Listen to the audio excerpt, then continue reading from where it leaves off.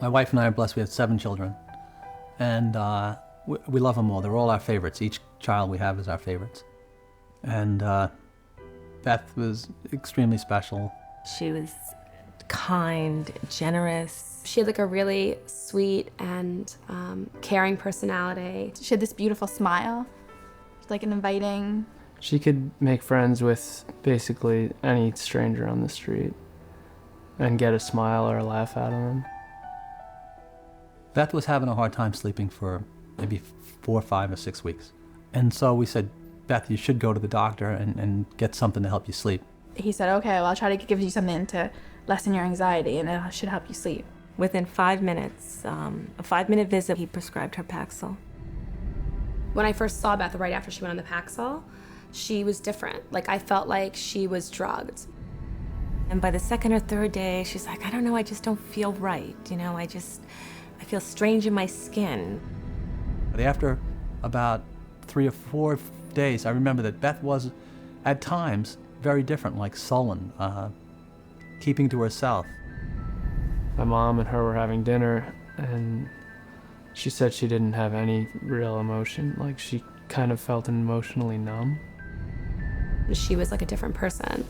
Like, she just seemed like she was under the influence of something. She didn't seem like herself. She seemed like she was tripping out. I talked to her on the phone and she told me she didn't want to be there. And I was like, why don't you want to be there? She's like, I just don't feel like myself. I just feel like crazy. I just don't feel right.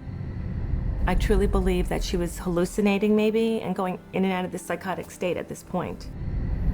It seemed like she was melting down, like emotionally. She was becoming worse every day. I said, are you suicidal? I actually asked her. And she laughed at me. And she said, no, I would never do that. And I'm thinking in my mind, I'm just gonna lay down next to her and I'll rub her head and I'll talk to her and we'll try to figure out what we're gonna do because something's not right here. And my son Matthew was right behind me going upstairs. And when I got to the top of the stairs, I saw her hanging in the hallway. Then the police were all over the place and people were coming and going. And about 3 hours, 4 hours after my daughter died, one of my friends came over and said, you know, I was speaking to so-and-so, one of our other friends, and she said, oh, Beth must have been on Paxil. That's the only way she would kill herself. It just wasn't her. There was nothing in her that would have done that. She was the most non-violent, like gentle, it's a violent way to die. It had to be the drug. There was no other answer. If we knew what we knew now, Beth would be here with us today. I know that for a fact. A trágica história de Beth Winter é só uma de muitas. Um conto repetido onde quer que as drogas psicotrópicas sejam prescritas.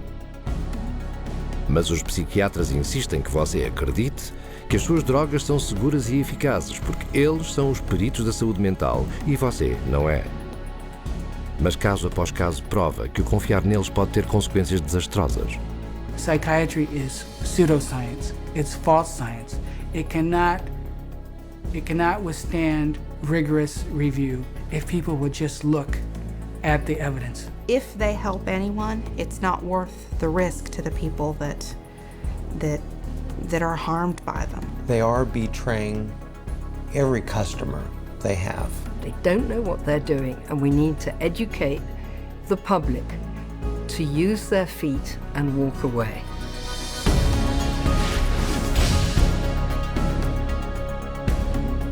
E como é que o público se pode tornar mais educado?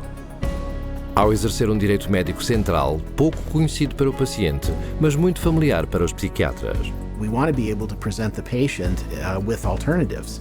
And one of the central ideas in ethics is informed consent. The components of informed consent are letting the person know, first of all, what the diagnosis is and what it's based on so that they can say, this is why we need to treat you. And secondly, what the treatment is. Every patient in the healthcare system has a right to informed consent.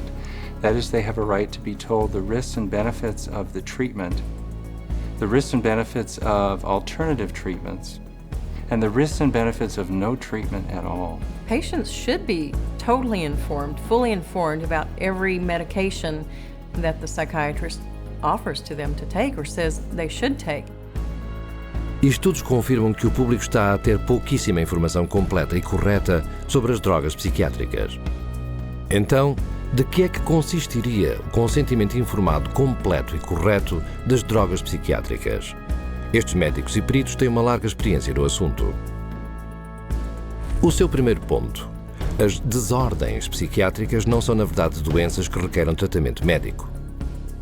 It's true that there's no biological findings that really support any of these psychiatric diagnoses being medical illnesses.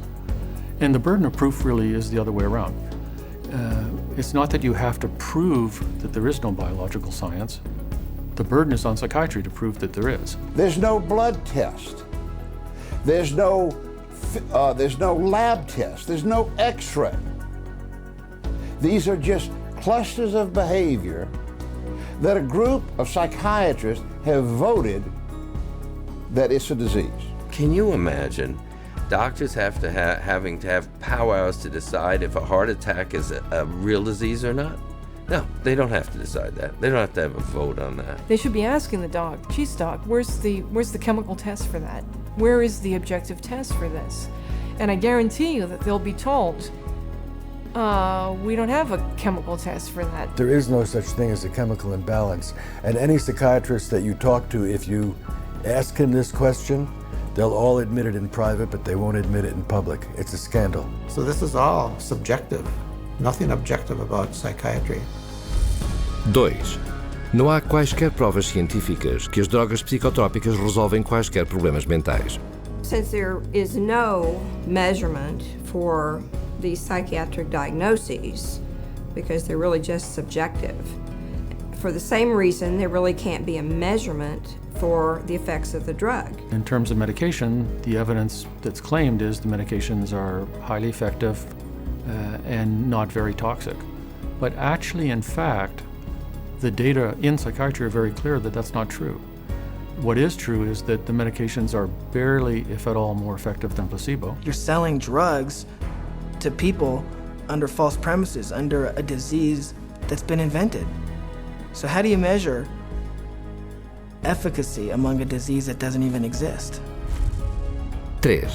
As drogas psicotrópicas mascaram os sintomas e surgem com efeitos adversos a curto e longo prazo severos. Whatever problem you're being treated for, whether it's depression, real or otherwise, or cardiovascular disease, medicating away the symptoms is not solving the problem. The patent medication gives the appearance of having helped because in the short term, it usually doesn't show the bad effects that are going to happen in the long term. So it's very deceptive. The longer the patient's on the medication, the worse the prognosis is. None of these medications hit precise targets. You begin accumulating all kinds of collateral damage. In other words, other organs in the body are actually harmed. So for the first time, we're seeing kids in grade school or middle school who have type 2 diabetes and who have the beginning stages of cardiovascular disease. So you see Parkinson's disease, you see tardive dyskinesias, you see other movement disorders. Is it true that we're now seeing a lot of deaths from psychiatric drugs? Absolutely yes. 4. As drogas psicotrópicas podem causar dependência. One of the hallmarks of informed consent with psychiatric meds is you have to discuss the potential for addiction. The vast majority of psychiatric drugs create psychological and physical dependency. Most patients that I've seen that were on these drugs have difficulty getting off of them. It's rare for somebody to just be able to stop it without a problem. 5. A maioria dos problemas mentais são causados por uma doença física subjacente. Many physical conditions can cause mental problems or what pose as psychiatric symptoms, but the psychiatrist, in the records I've reviewed, psychiatrist does not do an in-depth study of what could be causing the problem. And if the doctor isn't taking the time to find the cause of those symptoms, then unfortunately those symptoms may continue and there may be a serious underlying medical disorder that's being overlooked. The question is it better to treat depression with a drug, or is it better to treat depression by trying to figure out what caused the depression and working it out with the patient. Dehydration can make you exhibit symptoms of depression. Sleeplessness can make you exhibit symptoms of depression. Eating a terrible diet, hypoglycemia, being sedentary, all of these things are biological reasons for having symptoms of depression. I have in my practice children who are misdiagnosed as having ADD, ADHD, who really have Lyme disease. 70% of all what are classified as mental illnesses actually have a physical cause, a physical problem causing that. 6. Não importa quão severo seja a agonia emocional ou psicológica, há muitas opções eficazes que não envolvem drogas psicotrópicas. Once you've proven that there is no problem in the body and that there is no malfunction in the brain, then you have to begin to address these other levels of the self. And I think that's what psychiatry has completely stopped doing. There are very few conditions that cannot be treated by other methods than the use of drugs. Any forces that impinge on medicine that make us think that the drug approach is the only approach is undermining good patient care.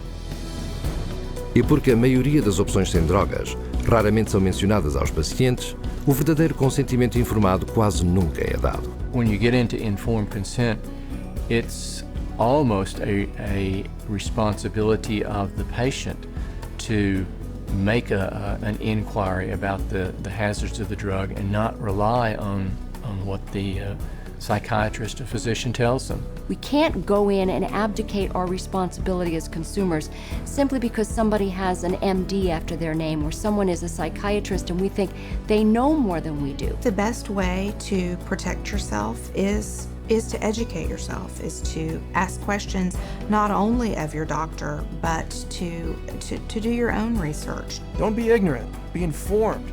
Get information from as many places as you can. That's how you'll be an intelligent, skeptical consumer, and that's how you will protect the safety of yourself, your children, and your entire family from this industry of death known as modern psychiatry. E como a psiquiatria moderna introduziu-se por todo o mundo nos passados 50 anos, também as drogas psicotrópicas o fizeram. Mas há uma forma de expor este abuso médico. Ao relatar todas as queixas e reações adversas das drogas psiquiátricas à sua Agência Reguladora de Medicamentos Nacional. A MedWatch é o programa de relatórios federal nos Estados Unidos.